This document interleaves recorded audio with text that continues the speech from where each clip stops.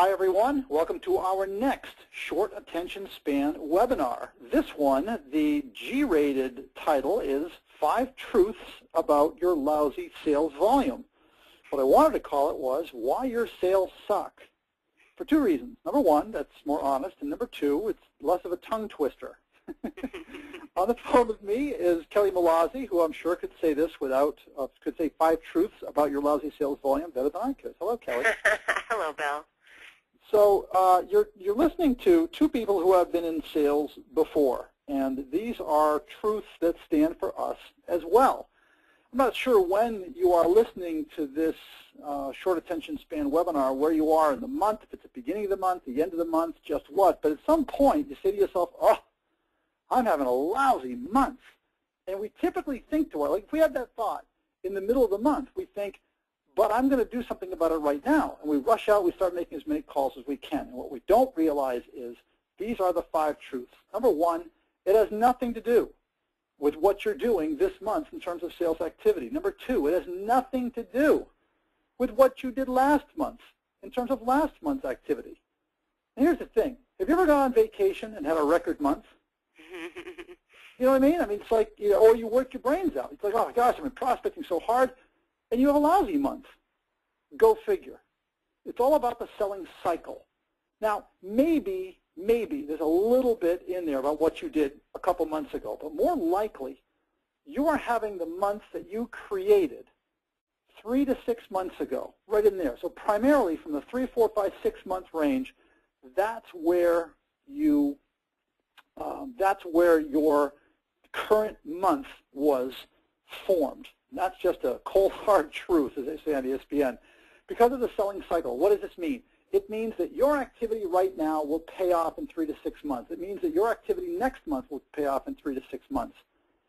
And there's a big frustration in what we do as salespeople because we want instant gratification. I've had people say to me, gee, I've been working hard for 3 months. I've got nothing to show for it. I'm thinking, 3 months?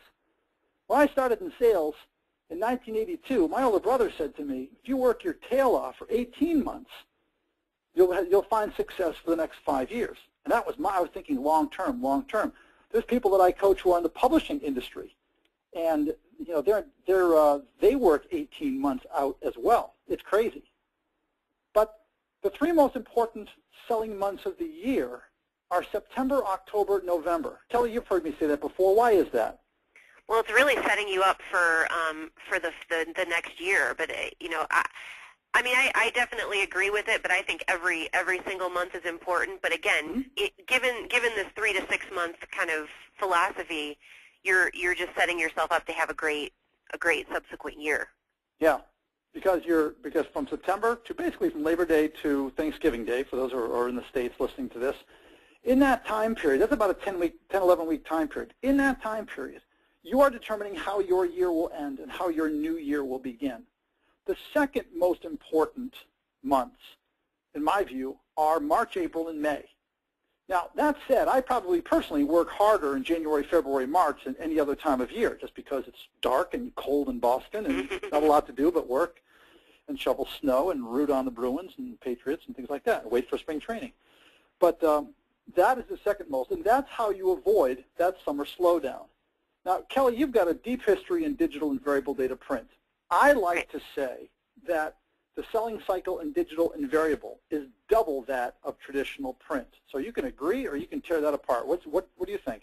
No, I absolutely agree. It's definitely true because, and you wrote an article about this a long time ago, which is kind of one of the things that brought us back together and talking, which is that, you know, the manufacturers of the digital equipment kind of created this notion that if you buy this piece of equipment, all this digital business is just going to fall into your lap. And what we've all discovered is that that's just not true.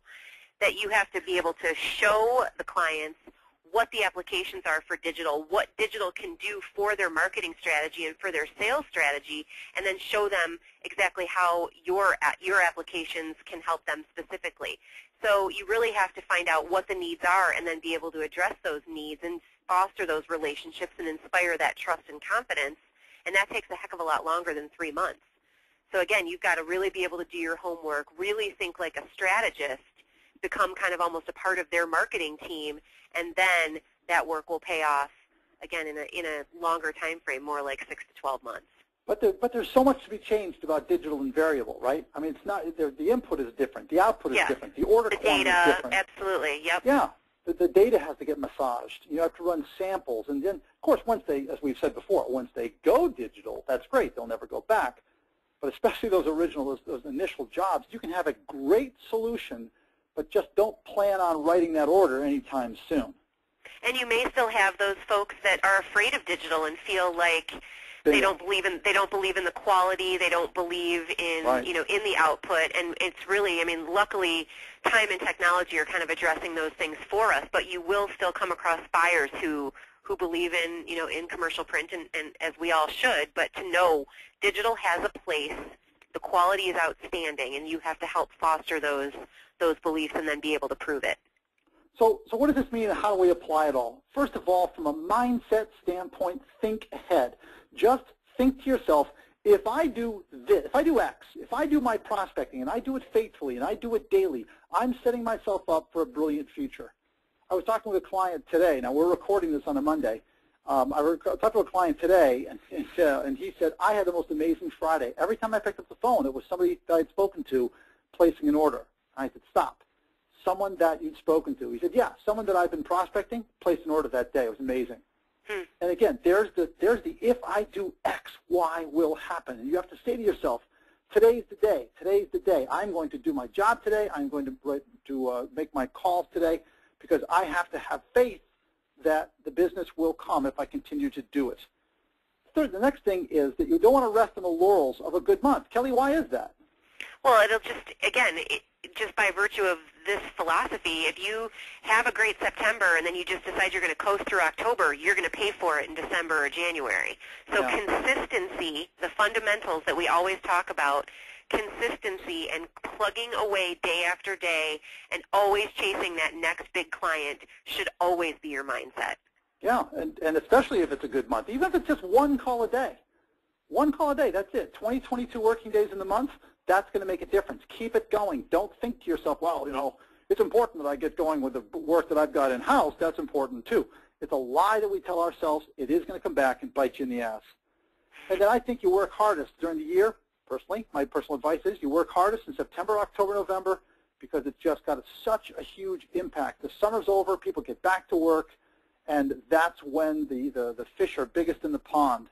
You want to avoid the summer slowdown? Push hard in March, April, May. You'll never have a slow summer again, believe me. So there are some thoughts, he says, there we go. There are some thoughts on 5 truths for your lousy sales volume. Kelly, thank you, and we hope to talk to you in the next short attention span webinar. Take care, everybody.